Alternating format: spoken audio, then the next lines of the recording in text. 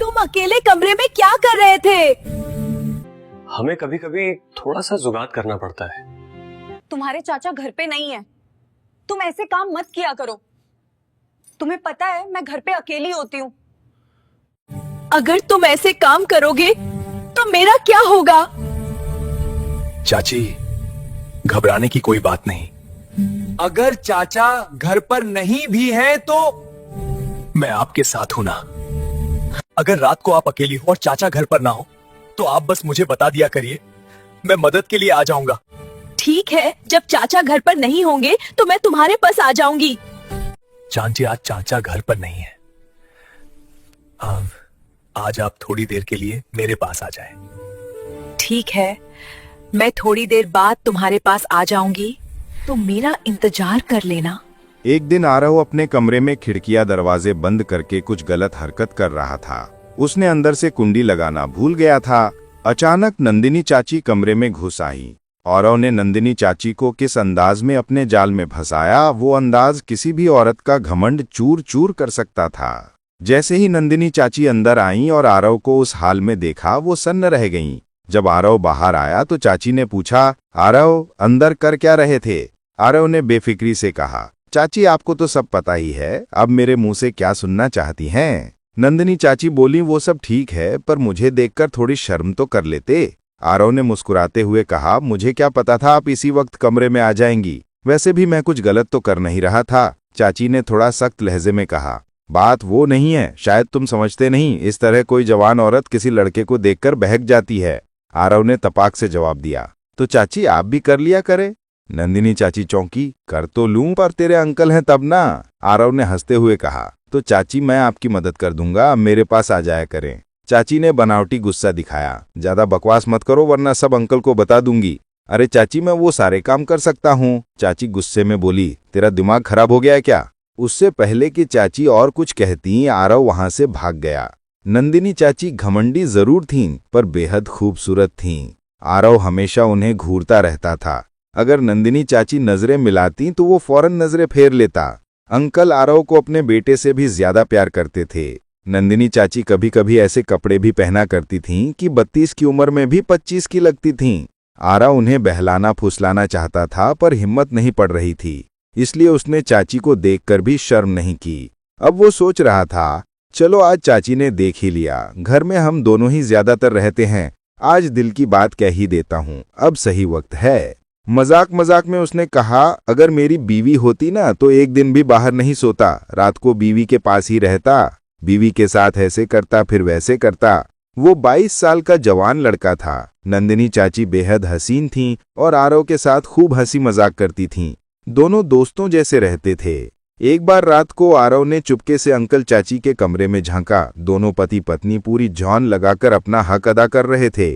जब नंदिनी चाची नई नई इस घर में आई थीं तो खुद पर बहुत नाज था। हीरोइन से कम नहीं लगती थीं, लंबी कद काठी, गोरा गोल चेहरा।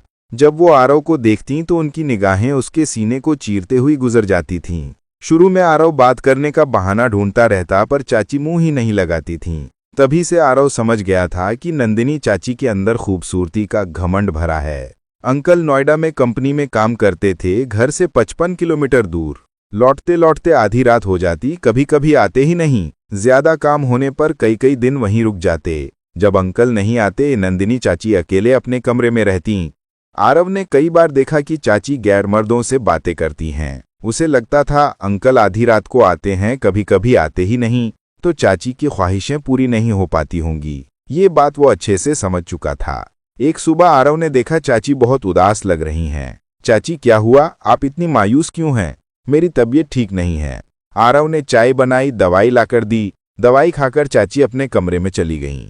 थोड़ी देर बाद आरव उनकी तबीयत देखने गया तो चाची बुखार से तप रही थीं। चाची आज अंकल आएंगे? नहीं, कई दिन तक नहीं आएंगे, पुणे गए हैं ऑफिस के काम से। आरव ने डॉक्टर को बुलाया, इंजेक्शन लगा, दवाइयां दी। 1 घंटे बाद चाची को आराम मिला। अगले दिन सुबह चाय पीते वक्त नंदिनी चाची ने बुलाया, आरव 1 मिनट इधर आना। जब वो गया तो चाची बोली, मुझे माफ कर दोगे? किस बात की चाची? जब से मैं इस घर में आई हूँ एक बार भी तुमसे ढंग से प्यार से नहीं बोली, पर तुम मेरा इतना ख्याल रखते हो। आरव ने कहा, चाची कोई बात नहीं, मैं तो आपको अपनी मानता हूँ। उसने सोचा अभी दिल की बात कह ही दूं, पर फिर ख्याल आया अभी जल्दबाजी होगी, चाची नाराज हो जाएंगी, पहले और प्यार कमाना पड़ेगा। फिर दोनों के बीच गहरी दोस्ती हो गई। आरव चाची का हर हुक्म मानता, हर काम फौरन करता। चाची को भी उससे मोहब्बत सी होने लगी। एक दिन चाची ने कहा, आरव तेरे अंकल तो कभी कभार ही आते हैं, रात को थोड़ी देर मेरे कमरे में आ जाया कर, हम बातें कर लिया करेंगे, मेरा भी दिल नहीं लगता अकेले। आरव के दिल में लड्डू फूटने लगे। सोचा लगता है चाची लाइन पे आ गई हैं, अब बस लोहा गर्म होते ही हथौड़ा मार दूंगा। एक दिन आरव चाची के कमरे में गया। नंदिनी झुककर कुछ काम कर रही थीं। उन्हें देखते ही उसका दिल मचल उठा। वो अपने कमरे में जाकर फोन पर अश्लील वीडियो देखने लगा। आवाज पूरी खोल दी ताकि चाची के कमरे तक पहुंचे। दरवाजा थोड़ा खुला था ताकि किसी के आने की आहट मिल जाए, पर उसे पता ही नहीं चला कि चाची कब पीछे आकर खड़ी हो गईं और वही वीडियो देखने लगीं। अचानक चाची ने हल्का सा खांसा। आरव ने मुड़कर देखा तो चाची हंस रही थीं। उसने फटाक से फोन बंद किया और घबराहट का नाटक करने लगा। चाची ने कान पकड़कर कहा, अब क्यों बंद कर रहा है, डर गया? आरव ने हंसते घबराते हुए कहा, हाँ चाची, जब कोई पकड़ ले तो डर तो लगता ही है। चाची बोली, अब डर लग रहा है? जब पूरी आवाज में देख रहा था तब डर नहीं लगा था। आरव ने चाची का हाथ पकड़कर बिस्तर पर बैठाया और कहा, चाची अगर बुरा न मानो तो एक बात कहूं? बोलूं तो बुरा नहीं मानोगी? चाची बोली, कह ले, मैं बुरा नहीं मानूंगी, वरना जो तू कर रहा था उसकी शिकायत अंकल से कर देती। आरव ने नजरें झुकाकर कहा, चाची आप बहुत खूबसूरत हैं, जब आप पहली बार घर आई थीं तभी से मुझे आप बहुत पसंद हैं। चाची मुस्कुराईं, अच्छा जी, तो फिर कहना क्या चाहते हो? आरव ने हिम्मत करके कहा, चाची मैं आपके साथ। उससे पहले ही चाची बोली, आरव होश में तो हो, अगर अंकल को पता चला तो वो मुझे जिंदा नहीं छोड़ेंगे, घर से निकाल देंगे। आरव ने कहा, चाची हम छुपकर करेंगे, किसी को पता नहीं चलेगा। चाची बोली, नहीं, तुम मेरी मोहब्बत का नाजायज फायदा मत उठाओ, मैं तुम्हारे साथ ये सब नहीं कर सकती।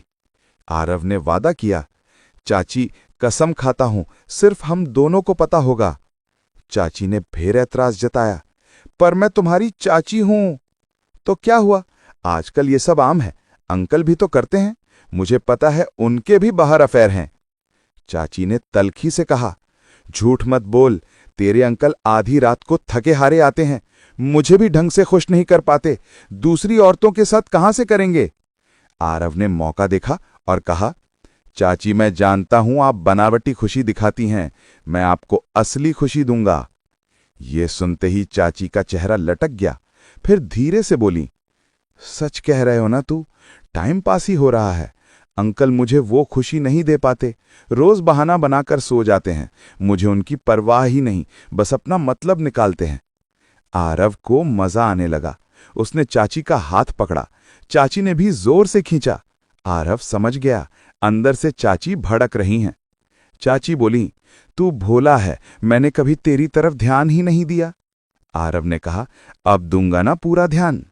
चाची ने कहा, चल मैं सोच कर बताऊंगी, और अपने कमरे में चली गईं।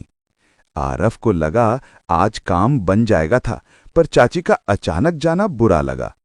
अगले दिन नहाकर निकला तो चाची हंसते हुए बोली, ओहो आज तो बहुत स्मार्ट लग रहा है। आरव नाराजगी दिखाने चुपचाप चला गया। थोड़ी देर बाद चाची उसके पास आईं। क्या हुआ, मुझसे नाराज हो? आरव ने कहा, नहीं, आप जाइए अपना काम कीजिए।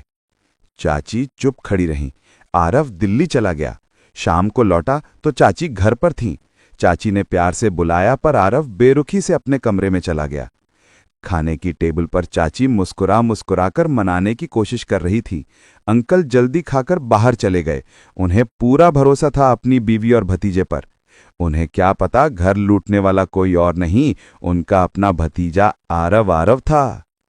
खाने के बाद आरव ने कहा, हाँ मुझे आप पर बहुत गुस्सा है। चाची अब गुस्सा नहीं कर सकती थी क्योंकि आरव ने उन्हें एहसानों तले दबा रखा था। चाची ने प्यार से समझाया, ये बहुत गलत है। आरव ने कहा, थोड़ी देर किसी के काम आ जाए इसमें गलत क्या है? चाची बोली, चुपचाप खाना खा और सो जा। आरव ने धौंस जमाई, मुझे क्या मतलब आप सोऊं या नहीं, और कमरे में चला गया। मन में ठान लिया, चाची का घमंड तोड़ कर रहूंगा। रात को सबके सोने के बाद आरव ने जानबूझकर दरवाजा जोर से खोला ताकि चाची को पता चले। फिर छत पर चला गया। थोड़ी देर बाद आहट हुई। नंदिनी चाची ऊपर आ गईं। इतनी रात को छत पर क्या कर रहा है पागल? मेरी मर्जी, आप नीचे जाइए। आज छत से कूदकर अपनी ख्वाहिशें खत्म कर दूंगा। ये सुनते ही चाची घबरा गईं। उनका दिल पसीज गया।